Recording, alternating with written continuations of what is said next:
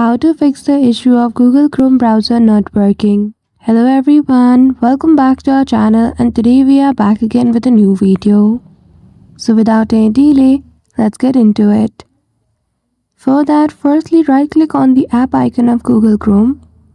There you will see menu. Simply click on open file location. Once you are located in the file explorer, simply click on the Google Chrome option. Once you do, rename it. Simply add anything to the previous name, and when this prompt appears, simply click on continue. After that, now the file has been renamed, simply create its shortcut on your desktop. So right click on the rename folder.